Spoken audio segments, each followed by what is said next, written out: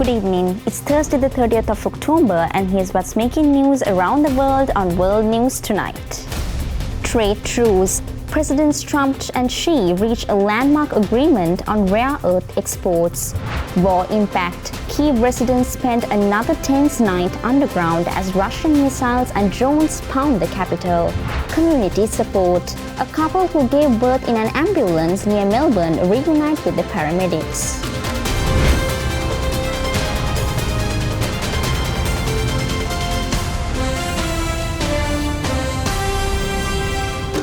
From Colombo, this is World News Tonight with Prithika Sivakumar.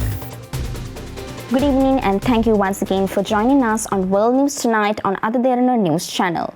At APEC, Presidents Trump and Xi announced a tactical truce. China will pause export curbs on rare earths for 1 year, easing supply fears and calming markets.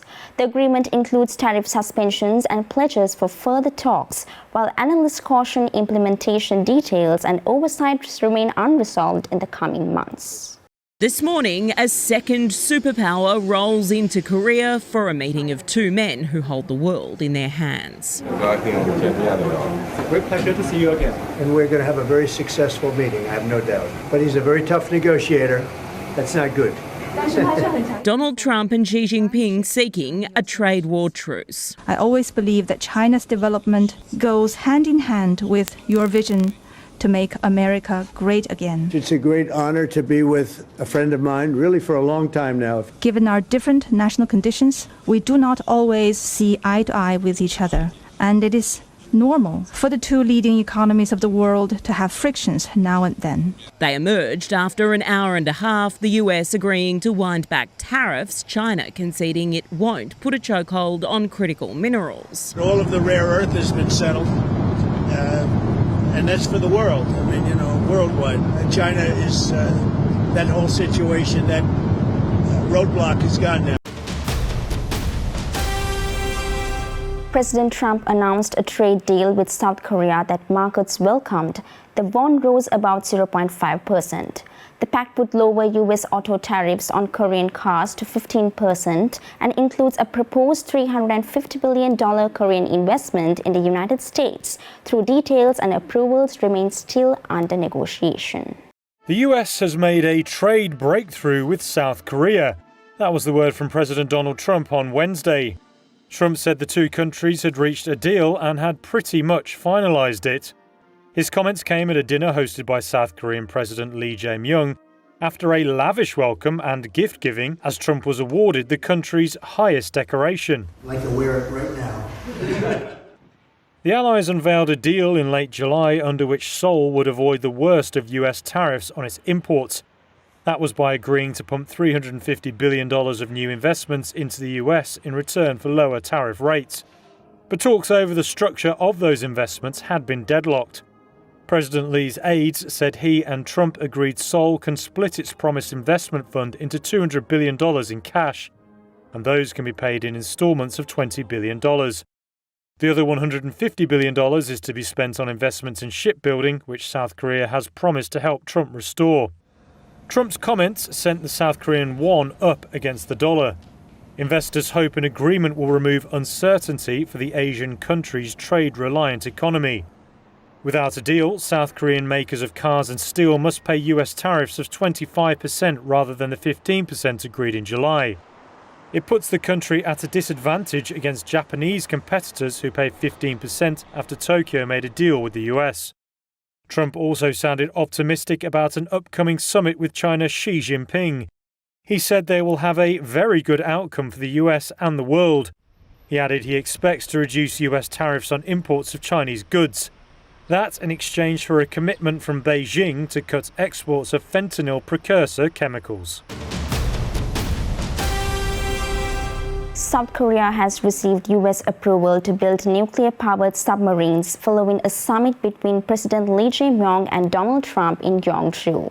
The move marks a significant step in Seoul's naval modernization and regional security strategy, while both leaders emphasized continued collaboration on defense and deterrence against North Korean threats. One of the key proposals President Lee Jae-myung raised during his second summit with U.S. President Donald Trump was South Korea building nuclear-powered submarines. President Trump made it official on Thursday, posting on social media that he had, quote, given approval to build a nuclear-powered submarine, mentioning that the sub would be built in Philadelphia. Nuclear-powered submarines can stay submerged far longer and operate much more quietly than diesel-powered ones, making them harder to detect. But under the current South Korea-U.S. nuclear cooperation agreement, Seoul is barred from using nuclear power for military purposes and from producing or importing highly enriched uranium, the fuel needed for such submarines. In this context, President Lee asked for his American counterpart to advance substantive discussions on revising the decades-old agreement. Also high on the agenda was North Korea. While both leaders acknowledged that the highly anticipated meeting between President Trump and North Korean leader Kim Jong-un would not take place this time, President Lee again emphasized Trump's potential role as a peacemaker on the Korean Peninsula. Lee first proposed the peacemaker and pacemaker framework during their August summit at the White House, calling on President Trump to help bring Pyongyang back to dialogue, while pledging that Seoul would help sustain the momentum. 3 Australian men are set to stand trial in Bali over a gangland-style ambush at a villa that killed one man and injured another. Prosecutors allege the trio carried out the attack as part of organized criminal activity, with local authorities warning that a conviction could carry Indonesia's maximum penalty. His face covered, but his eyes say it all. Sydney plumber Darcy Jensen's fate now lies with an Indonesian court. Mr Jensen, do you deserve to be facing the death penalty in Indonesia? Mevlut Koskun and Melbourne man Paya Middlemore Tupou, the alleged muscle and shooters in the suspected gangland hit. How do you feel about the trial beginning today? Nicknamed the Bali Three, their lawyers are now fighting to keep the Australians off death row. The men, all in their 20s, forced to reenact what prosecutors allege was a premeditated murder. Australian father Zoran Radmanovic and underworld figure Sana Ganim were both shot in a midnight ambush at a luxury villa near Canggu back in June. Ganim narrowly surviving, Radmanovic, a father of 6, dying in front of his wife. She was among family in court today. Jensen is accused of arranging the vehicles and equipment for the alleged hit, claiming it was at the direction of a person in Australia. His co-accused allegedly posing as delivery drivers before storming the villa. The trial is expected to start next week.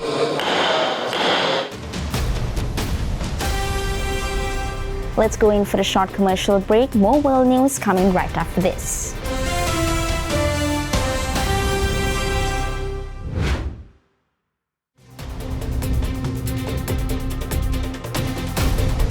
Welcome back.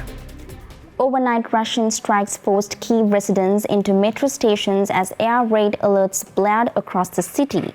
Officials reported at least 3 killed and dozens wounded. Emergency crews tended to the injured while air defenses worked to intercept incoming drones and missiles as authorities urged civilians to stay underground until the all clear. Kyiv's subway and underground stations have become de facto bomb shelters during repeated night attacks. Families, elderly people and pets huddled on platforms, sleeping bags and mattresses laid out as crews deliver water and medical aid. Local officials warned that prolonged strikes strain shelter supplies and psychological resilience. Ukrainian authorities reported waves of drones and missiles in recent nights. Air defense units say they intercepted a high proportion of incoming drones, but some strikes still caused damage and casualties. Analysts say the pattern of overnight attacks aims to disrupt civilian life and pressure defenses. Kyiv's strikes have drawn international concern, prompting calls for bolstered air defense support and humanitarian assistance as cities cope with infrastructural damage and displaced residents. The attacks also factor into broader diplomatic and security discussions about continued military aid and sanctions. In the early hours in Rio de Janeiro, local residents were forced to gather and lay out numerous bodies in a central square following one of the city's deadliest police operations. Authorities say the crackdown aimed at the Commander Vermelho gang left dozens dead and led to multiple arrests, while human rights organizations demand immediate investigations and accountability for the use of force. It's a gruesome lineup on a main road of Complexo de Pena, one of Rio's largest favelas. These residents lay out the lifeless bodies of their neighbors a day after the bloodiest anti-gang operation in the city's history. The raid mobilized 2,500 law enforcement officers to combat the territorial expansion of Comando Vermelho, Rio's main criminal organization, which operates in these densely populated working-class neighborhoods. While police raids are frequent, Tuesday's operation was shocking in its scale and human toll. Some residents denounced what they called executions. The government paid for this, to carry out this massacre. They have to pay for it. They can't destroy so many lives, so many families, and get away with it. Is that right? What kind of operation is this? What has changed? Did they introduce any sports, any studies, anything to improve the lives of young people? They haven't changed anything. Tuesday, a steady stream of vehicles arrived at these hospital doors, carrying bodies and those wounded by gunfire. The right-wing governor of Rio State initially announced that 60 criminals had been neutralized, but state police now count more than 100 people killed, including several police officers. Yesterday we delivered a hard blow to crime, showing that we are capable of winning battles, capable of playing our part. But we also have the humility and certainty to recognize that this war will not be won alone. According to this opposition politician, Governor Claudio Castro's policy treats the favelas as enemy territory where a license to kill prevails.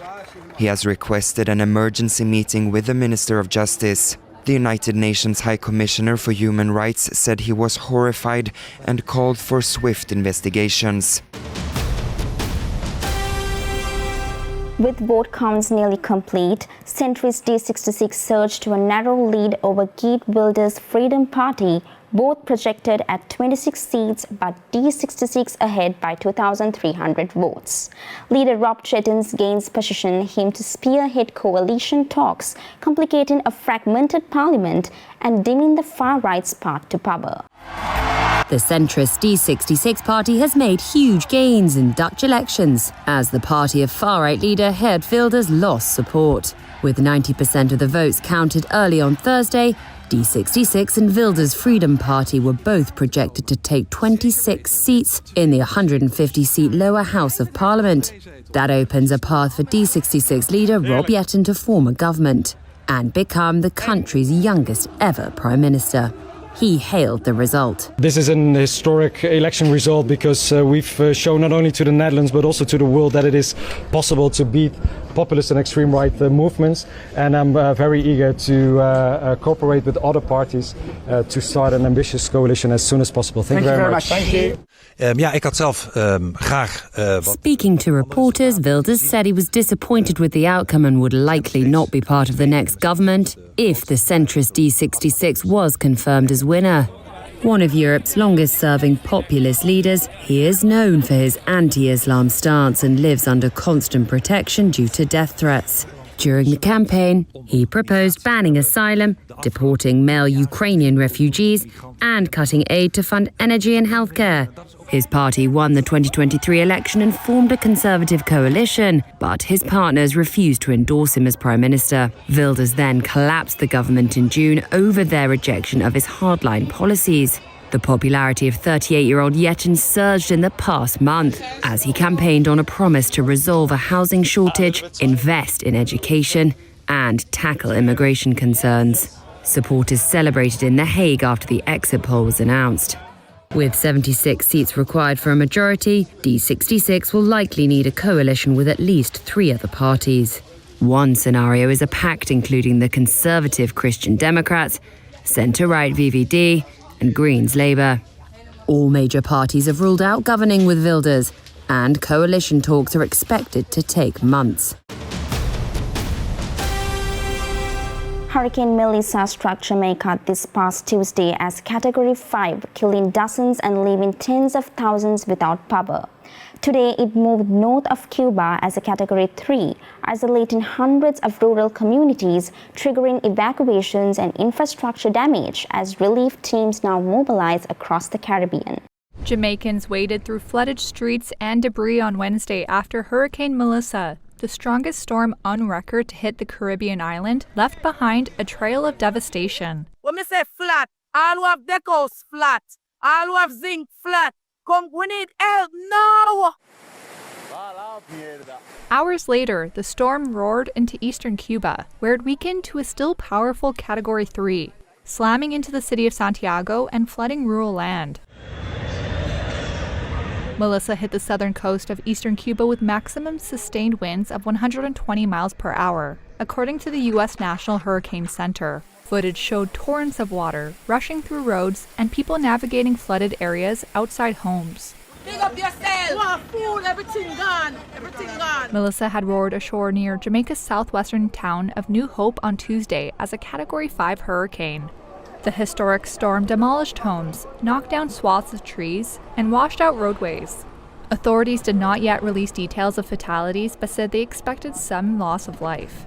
On Wednesday morning, Jamaicans began to assess the damage. Meteorologists at AccuWeather said Melissa ranked as the third most intense hurricane observed in the Caribbean. Scientists say hurricanes are intensifying faster with greater frequency as a result of warming ocean waters caused by greenhouse gas emissions. The storm was expected to weaken some as it crossed Cuba, but would remain a dangerous hurricane upon reaching the Bahamas.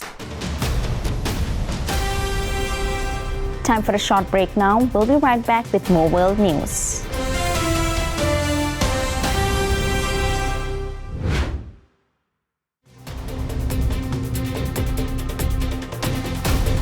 Welcome back.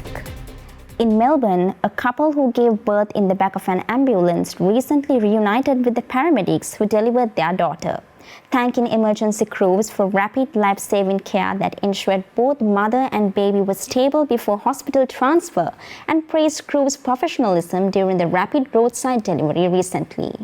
This is a reunion 7 months in the making as a proud mum and dad introduced their baby girl to the paramedics who guided her into this world. Hi, darling.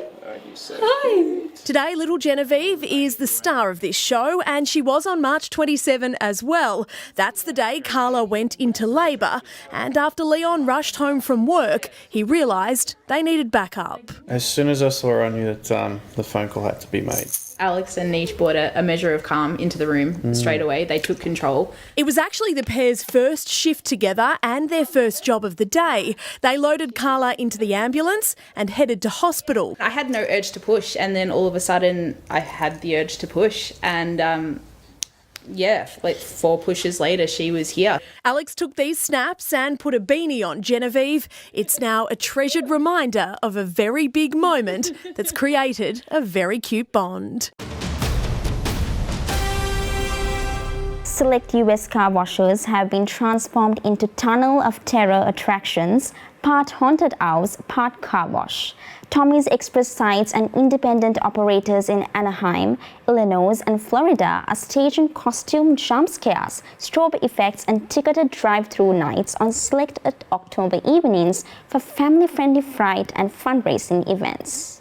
If your kids thought sitting in the car while it goes through the car wash was scary, this business just upped the game. From now until Halloween, an Anaheim, California business is going by the Tunnel of Terror. Not only will the giant moving machines be cleaning your car, staff is on hand to scare you and your passengers. You know, in the spirit of spooky season. If you're a little more spooked, or maybe you don't know if your children, if you could bring your children and maybe this could be their first haunt experience and see how they do, because they don't have to be open. The windows can be closed and the doors can be shut, and they can feel safe inside. The bravest guests can leave the car doors unlocked for an even scarier experience, if you think you can handle it. And with that, we come to the end of today's edition of World News Tonight. With the hopes of seeing you again, I'm Pritika Sivakumar, and we'll leave you tonight with the visuals of the Giza skyline shining beside the Grand Egyptian Museum. Also, don't forget to send us your feedback through email at feedback.adncenglish@derana.lk or via WhatsApp at 076-805-7933. Thanks for watching World News Tonight on Other Derana News Channel. Have a very good night.